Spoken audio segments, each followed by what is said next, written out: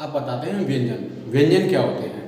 व्यंजन वो शब्द होते हैं, मतलब वे ध्वनियाँ जो बिना स्वरों की सहायता लिए नहीं बोले जा सकते हैं, व्यंजन कहलाते हैं। मतलब कोई भी व्यंजन होगा, कोई भी अक्षर होगा व्यंजन का, कोई भी वर्ड, तो उसे उसमें कहीं ना कहीं स्वर जुड़े होते हैं, तो बिना स्वरों की सहायता से उसे बोली नहीं जा सकता है। जैसे कि यहाँ पर हम देखते हैं कि वे ध्वनियाँ जो बिना स्वरों की सहायता लिए बिना नहीं बोले जा सकते हैं, व्यंजन कहलाते हैं। देखिए क शब्द में एक स्वर जुड़ा हुआ है, क शब्द हो गया क, उसे म में म प्लस अ, ये हलंत लगा के इसे हम आधा बोलते हैं, तो म प्लस अ, म, तो यहाँ बोलते हैं म। इसी प्रकार से ल के लिए है और चा के लिए है। अब व्यंजन वर्ड क्या होते हैं? व्यंजन क से लेके क ख ग घ च छ ज झ ये सारे मिला के ग्यारह तक अगर देखा जाए तो 33 होते हैं। लेकिन इसी में कई व्यंजन और जुड़े होते हैं, तो टोटल मिला के इसे हम 41 बना देते हैं, 41 बना देते हैं। तो टोटल 41 कैसे बनेंगे? इसी में संयुक्त व्यंजन जुड़े हुए हैं, उच्छिष्ट व्यंजन जुड़े हुए हैं, आगत व्यंजन जुड़े हुए हैं और काफ़ी व्यंजनों का इसमें समावेशन हुआ है। तो क से लेके ज्ञा तक 33 अक्षर, अगर मूल अक्षरों की बात की जाए तो 33 अक्षर हैं। और अगर हम इसी में संयुक्त व्यंजन, उच्छिष्ट व्यंजन जोड़ लेते हैं तो ये 41 बन जाते हैं। कितने बन जाते हैं? 41, जिसमें आगत व्यंजन है, संयुक्त व्यंजन और उच्छिष्ट व्यंजन है। व्यंजन के प्रकार, व्यंजन के प्रकार भी हैं, इसमें अघोष व्यंजन, सघोष व्यंजन, अल्प प्राण व्यंजन और महाप्राण व्यंजन। अल्प प्राण, अब इनके बारे में देखते हैं कि अघोष व्यंजन, सघोष व्यंजन ये क्या होते हैं। तो देखिए अघोष व्यंजन, अघोष व्यंजन वो वर्ड होते हैं जैसे कि प्रत्येक वर्ग का मतलब हो गया क वाला वर्ग, मतलब का वाला वर्ग हो गया, फिर दूसरा च वाला वर्ग, तीसरा टा वाला वर्ग, फिर ता वाला वर्ग और पा वाला वर्ग। ये सभी पांचों वर्गों में, ये पांचों वर्गों मतलब प्रत्येक वर्ग का प्रथम व द्वितीय वर्ण तथा फ जिसके नीचे जफर बिंदी लगी होती है, फ एवं ये है ऊष्म व्यंजन, स इसलिए हम बोलते हैं ऊष्म व्यंजन। इन वर्णों को अघोष व्यंजन कहा जाता है। जैसे कि अघोष व्यंजन है प्रत्येक वर्ग का प्रथम और द्वितीय व्यंजन, और ऊष्म व्यंजन ये अघोष व्यंजन कहलाते हैं। ऊष्म व्यंजन अघोष व्यंजन कहलाते हैं। ये ऊष्म व्यंजन है। स एक वर्ड होता है ह, लेकिन इसमें ह नहीं है, तो इसे हम बोलेंगे स। मतलब इन्हें बोलने के लिए मुख से, जैसे कि क थोड़ा ध्वनि है वो थोड़ा कम मात्रा में निकल रही है। स ये है, ये भी ध्वनियां हैं जो कम मात्रा में निकल रही है। इन्हें हम क्या बोलेंगे? अघोष व्यंजन कहेंगे। जैसे कि क ख च छ ट ठ त थ प फ तथा ऊष्म व्यंजन, ये प्रत्येक वर्ग का पहला और द्वितीय है, मतलब पहला और दूसरा है, पहला और दूसरा, पहला दूसरा। इसी प्रकार से दूसरा आता है सघोष व्यंजन। कौन से होते हैं? सघोष व्यंजन वो व्यंजन होते हैं जिसमें प्रत्येक वर्ग का तृतीय, चतुर्थ और पंचम, तृतीय, चतुर्थ और पंचम वर्ण होते हैं तथा उच्छिष्ट व्यंजन ड ढ और जफर ज एवं इसके साथ अंतस्थ व्यंजन य र ल व और ह, य र ल व ह, इन्हें अंतस्थ व्यंजन कहते हैं। मतलब य र ल और व ये चार वर्ड हैं, ये अंतस्थ व्यंजन में आते हैं। और ये हा वर्ड है वो ऊष्म व्यंजन के साथ जुड़ जाता है, लेकिन इसमें अलग हो गया है। सघोष व्यंजन और अघोष व्यंजन ये दोनों अलग अलग हैं। तो सघोष व्यंजन में क्या होगा? प्रत्येक वर्ग का तृतीय, चतुर्थ और पंचम वर्ण तथा अंतस्थ व्यंजन और सभी स्वर, ये सघोष व्यंजन कहलाता है। सभी स्वर मतलब आ ई उ ए ऐ ओ आओ, ये सभी व्यंजन हैं, पूरे 11 व्यंजन हैं, वो सघोष व्यंजन में ही आते हैं। जैसे कि प्रत्येक वर्ग का तीसरा, चौथा और पांचवा, तीसरा, चौथा, पांचवा, तीसरा, चौथा, पांचवा, ये सभी क्या हैं?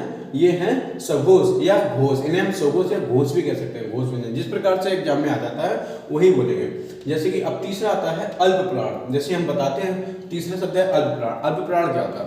अल्प प्राण वे ध्वनियाँ होती हैं जिसमें मुख से जो ध्वनि है वो कम मात्रा में निकले, मुख से कम मात्रा में निकले और कंपन करके उस मुख से जो हवा है वो कम मात्रा में निकलकर अल्प प्राण व्यंजन बनाते हैं।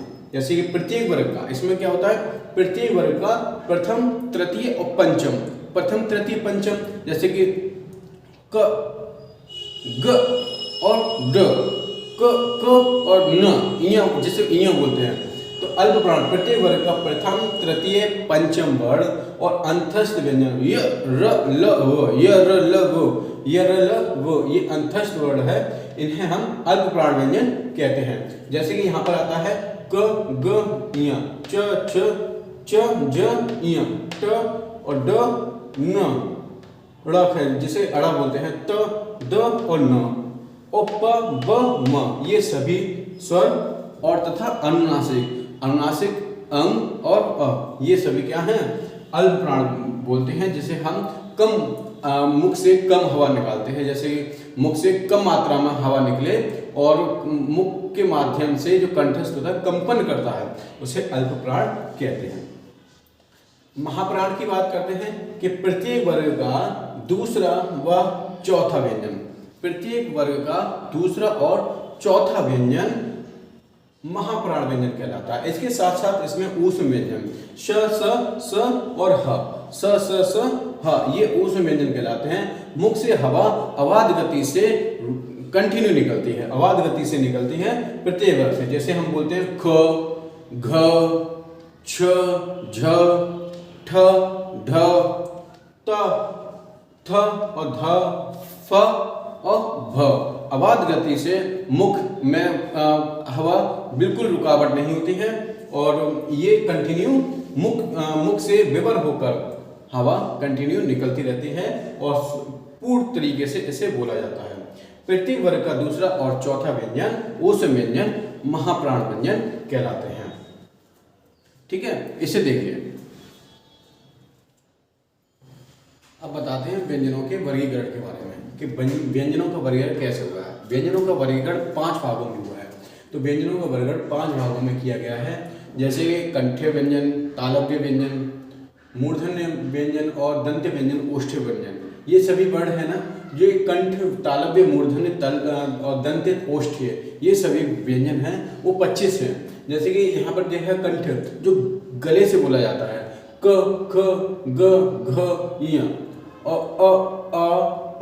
ये स्वर है, ये 3 स्वर हैं, ये सभी गले से बोले जाते हैं, मतलब कंठ से बोले जाते हैं। ये शब्द यहाँ पर आना चाहिए, जैसे क, ख, ग, घ, इया और और ये सभी क्या है, कंठ वर्ण है। तो इन्हें हम कंठ से बोलते हैं, गले से बोलते हैं। उसी प्रकार दूसरा आता है जैसे कि तालव्य।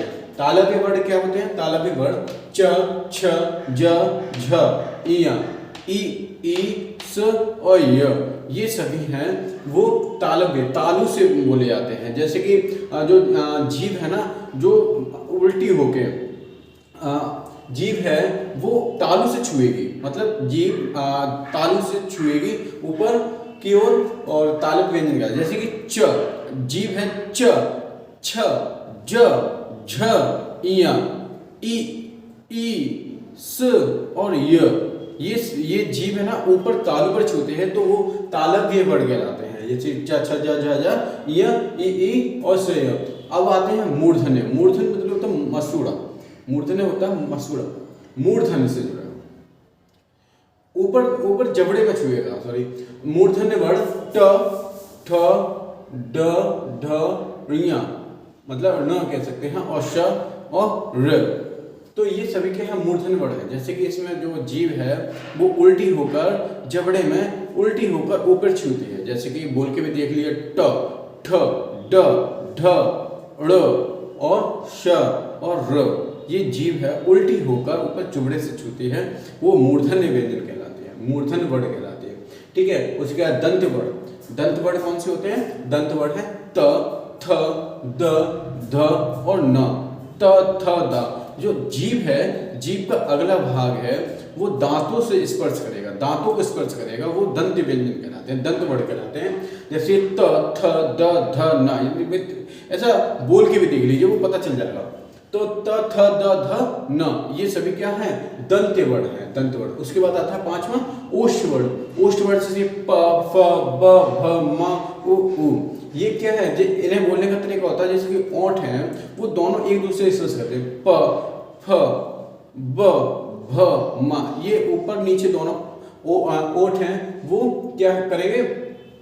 स्पर्श करें, एक दूसरे से स्पर्श करें ओंठ, तो ओष्ठस्य से वर्ड कहलाते हैं। प, फ, ब, भ, म, उ, ये सभी ओष्ठ वर्ड कहलाते हैं। ठीक है, उसके बाद आते हैं इनके अतिरिक्त तो और भी हैं, जैसे दंत्योष्ठ वर्ड है। तो दंत्योष्ठ वर्ड क्या है, वह, इन्हें हम क्या बोलेंगे, दंत्योष्ठ वर्ड कहलाएगा ये। तो उसी प्रकार से दूसरा है कंठ तालु। कंठ तालु में आता है, जैसे हम कंठ तालव्य, अक्सर एग्जाम में पूछे जाते हैं कि कंठ तालव्य या कंठ तालु वर्ड कौन से होते हैं। तो कंठ तालव्य वर्ड ये ए और आई, ए आई। कंठ तालव्य कौन सा है, कंठ तालव्य है ए आई, ए आई। उसके बाद आता है ओष्ठ कंठ, ओष्ठ प्लस कंठ, मतलब ओठ के साथ साथ गले से बोला जाता है। जैसे ओष्ठ कंठ मतलब कंठोष्ठ बोलते हैं, जैसे हम क्या बोल सकते हैं, कंठोष्ठ बोल सकते हैं, वो ओ औ कह सकते हैं। ठीक है, ओ औ, तो ओ कंठोष्ठ कहलाते हैं। तो कंठ तालव्य ए आई और कंठोष्ठ मतलब ओष्ठ और कंठ के साथ बोला है तो ओ औ, तो कंठ तालव्य ए आई ये कहलाएगा।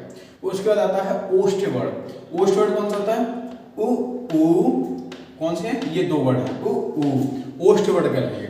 उसके बाद आता है स्वर यंत्रामुखी व्यंजन। स्वर यंत्रामुखी सिर्फ एक ही व्यंजन है, स्वर यंत्रामुखी, जो स्वतंत्र होके मुख से निकलता है, ह, मतलब सिंपल तरीके से बोल सकते हैं इसे, ह स्वर यंत्रामुखी कह सकते हैं। ठीक है, तो स्वर यंत्रामुखी व्यंजन ह कहलाएगा। नासिक्य व्यंजन जो नाक की ध्वनि से बोला जाता है, नासिक्य व्यंजन कहलाता है। जैसे कि इया, ड, इया, न, म। ठीक है, ये 5 वर्ड हैं, वो नासिक्य व्यंजन कहलाते हैं। इसके अतिरिक्त अंतस्थ व्यंजन, ऊष्म व्यंजन, संयुक्त व्यंजन, ये वर्ड कहलाते हैं। अंतस्थ व्यंजन, ऊष्म व्यंजन और संयुक्त व्यंजन, ये जैसे अंतस्थ व्यंजन में य, र, ल, व है, और ऊष्म व्यंजन में स और ह है। इसमें तीनों स होंगे और ह, इन्हें हम बोलेंगे ऊष्म व्यंजन बोलेंगे, क्योंकि ये गर्म हवा, मुख से गर्म हवा स के माध्यम से निकलती है, उसे ऊष्म व्यंजन कहते हैं। स ह। नेक्स्ट है कि संयुक्त व्यंजन। संयुक्त व्यंजन 4 हैं, छ, त्र, ज्ञ और स्र।